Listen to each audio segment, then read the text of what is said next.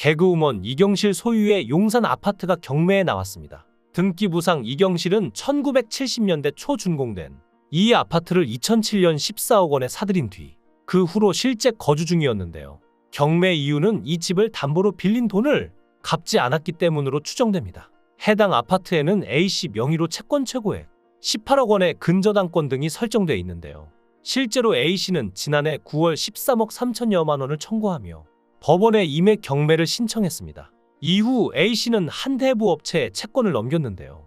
이경실이 조선의 사랑꾼에 나와서 아들와 보여준 에피소드를 생각해보면 더욱 가슴 아픈 일입니다. 앞서 조선의 사랑꾼을 통해 이경실은 아들 손보승과 1년여의 절연을 극복하고 다시 가족으로서의 유대를 회복해가는 과정을 담담히 보여줬는데요.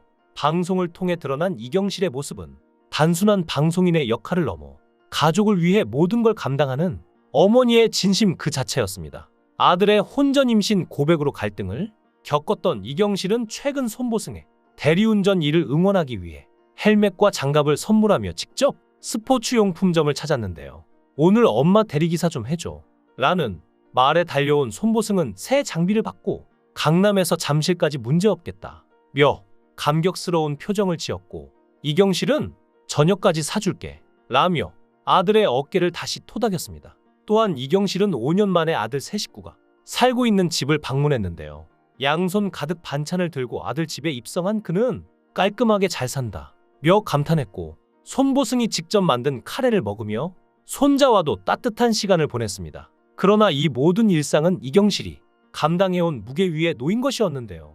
손보승이 과거 반지하에서 지냈던 시절을 회상하던 이경실은 당시 남편이 그 집을 보고 당신도 보면 가슴 아플 거다라고 했다며 손자 이훈이를 위해서라도 그 집을 옮겨줘야겠다는 마음이 들었다고 합니다. 실제로 현재 손보승이 살고 있는 집은 이경실이 구해준 것이라고 하는데요.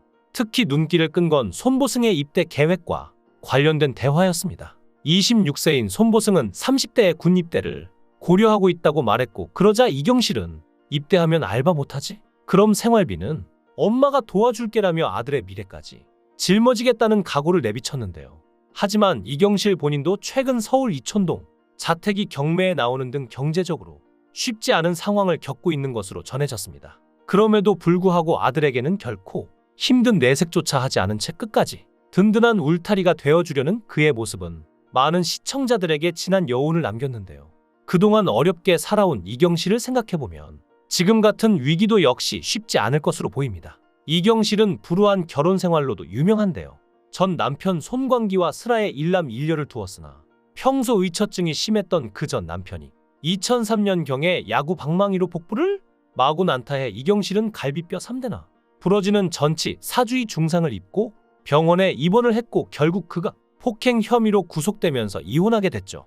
이경실은 전 남편과 함께 방송과 CF에 출연하기도 했고 인고 부부로 알려지기도 했었던 터라 소식을 접한 시청자들을 안타깝게 만들었으며, 이 폭행 건으로 인해 한동안 이경실은 TV 프로그램에서 보이지 않은 적도 있었는데요. 이후 연예인 루머가 만연하던 당시 모 재벌로부터 카드를 받아 사치스럽게 살고 있다는 등 각종 루머에 시달렸죠. 아무에게도 약한 모습을 보여주지 않았던 이경실이 혼자 노래방에서 노래 반주를 켜놓고 정선이에게 전화를 걸어 울부짖으며 억울함을 토로하기도 했다고 하는데요. 다만 지금은 재기에 성공했고 사업가 최모 씨와 재혼하여 정말 행복하게 살고 있는 듯하고, JTBC 유자식 상팔자 등의 자녀들과 활발히 출연하며 자신의 가족들을 알렸습니다. 남편이 주말마다 점심을 해준다는 등 과거의 시끄러운 사건과는 별개로 매우 행복하게 살고 있는 듯했었죠. 게다가 2009년 MBC 방송연예 대상에서 버라이어티 부분 여자 최우수상을 수상했을 때 수상 소감을 말하던 중 지난 시절을 생각하며 눈물을 흘리는 모습을 보여줬고, 나아가 다시금 시청자들에게도 긍정적인 모습으로 다가는데요. 하지만 그녀의 행복은 오래가지 못했습니다. 2015년 8월경 현 남편이 지인의 아내를 차 안에서 성추행한 혐의로 수사 중인 사실이 알려진 것인데요. 처음엔 그저 개그우먼의 남편으로만 알려졌으나 얼마 지나지 않아 이경실 본인이 직접 자신의 남편이라고 밝혔습니다. 처음엔 이경실도 나서서 남편의 결백을 믿는다, 끝까지 함께 갈 것이다 라고 했지만 남편 최 씨는 1차 공판에서 혐의를 완전히 인정했는데요. 하지만 언론 인터뷰에선 범죄 사실을 인정한 게 아니라 만취 사실만을 인정한 것이라고 교묘한 거짓말로 언론 플레이를 했고 2차 공판에서도 공소 사실을 고스란히 인정했습니다. 사실 여기까지는 별 문제 사항이 없어 보이지만 문제는 이경실 역시 피해자를 꽃뱀 취급하고 정신이상자로 몰아가며 피해자를 일방적으로 나쁜 사람 취급했다는 것인데요. 자연히 이경실에 대한 비판이 커지며 출연하던 프로에서 하차하라는 아우성이 커졌죠. 결국 검찰이 남편 최모 씨에게 신상 정보 공개와 징역 2년을 구형했는데요. 여기서 이경실이 비판이 된 것은 이경실은 자신의 남편으로부터 성추행을 당한 피해 여성을 꽃뱀으로 매도하는 글을 적어 SNS에 유포했고 이로 인하여 허위사실 명예훼손 혐의로 고소당했고 벌금 500만 원 유죄 판결을 선고받았기 때문입니다. 이를 전후하여 TV에서 거의 찾아볼 수 없게 되는 활동 중단기를 맞이했는데요. 아마도 시청자들의 반발에 방송사에서 캐스팅 부담을 느낀 것으로 추정됩니다. 이 사건의 파장이 결코 작지 않았던 것이 가해자의 부인으로 피해자를 공개 저격한 사실에 대해 법원이 유죄를 선고한 것이므로 사실 조용히 넘어가서 그렇지 공인으로서 음주운전이나 노름, 마약만큼이나 스케일이 매우 큰 잘못이라고 할 수 있습니다. 더군다나 이경실 본인도 이 사태에 대해 대처를 형편없이 하면서 일이 이렇게 커져버린 것이니 따지고 보면 본인도 할 말이 없는 것일 텐데요. 그러나 이후에 개인 유튜브 채널에서 명예훼손으로 벌금을 받은 것은 실제로는 없었던 사실로 상대 여성을 가해자로 몰아서 패소한 것이 아니고 당시 SNS에 서툴었던 자신이 그 상황에 대처를 하다가 상대 여성의 신상을 일부 포함한 게시글을 올린 부분이 있어 패소를 한 것이라고 해명하긴 했습니다. 이후 사건이 진행되던 중 상대 측의 의도가 일부 드러나면서 합의하는 것으로 끝냈다고 하는데요.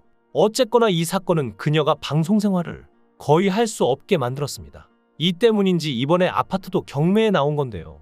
특히나 최근 이경실이 밤새 링거 투혼을 했다며 인후통 증세가 오더니 온몸이 욱신욱신거렸다는 말과 함께 사진을 게재했습니다. 이어 이경실은 한번 아프면 된통 앓기에 늘 상비하고 있는 목감기 약을 먹고 한숨 자고 나니 괜찮은 것 같아서 저녁 준비를 하는데 증세가 순간적으로 달라졌다며 입에서 자연스럽게 앓는 소리가 연이어 나오고 남편이 서둘러 의료진 도움을 청해 다녀갔는데 엉덩이 주사 2대를 맞고 링거 영양제는 투여되고 밤새도록 땀 흘리며 아침을 맞았다고 합니다. 현재 상황을 생각해봤을 때 감당하기 힘든 빚과 현실로 인한 스트레스로 이런 병을 앓지 않았나 싶은데요. 사실 이경실은 후배들을 많이 아끼기도 하고 인망도 두터운 편에 속합니다. 젊은 시절에는 예쁜 외모로 꼰대질하는 선배들에게 바른 말을 하다가 선배들에게 야단 맞고 혼자 대기실에서 우는 일이 잦아서 그런지 후배들을 더욱 아끼고 위해주는데요. 또한 과거 정선이가 남편과 최진실에 잇따른 죽음, 시댁과의 갈등 등으로 평판이 잠시 나빠져 활동이 힘든 지경에 이르자 직접 방송에 데리고 나오기도 했고 내가 아는 정선이라는 사람은 절대 그럴 사람이 아니다 라며 적극적으로 변호해주고 돈도 빌려주는 등 적극적으로 정선이의 활동을 밀어주기도 했죠. 조혜련의 경우도 마찬가지였는데요. 또한 전성기 시절에는 자신의 코너를 이용해 많은 후배들에게 자신의 코미디를 발휘해주고 인지도를 높여줄 기회를 많이 제공했다고 하는데요. 그렇게 데뷔해서 이제는 어엿한 네임드로 발돋움한 코미디언들만 해도 김현철, 이윤석, 서경석, 박명수, 김진수 등이 있죠. 그런 만큼 이경실도 이번 아픔을 잘 견뎌내고 이전처럼 아무렇지 않게 돌아오길 바랍니다. 이경실을 응원하겠습니다. 여러분의 의견을 댓글로 남겨주세요. 시청해주셔서 감사합니다.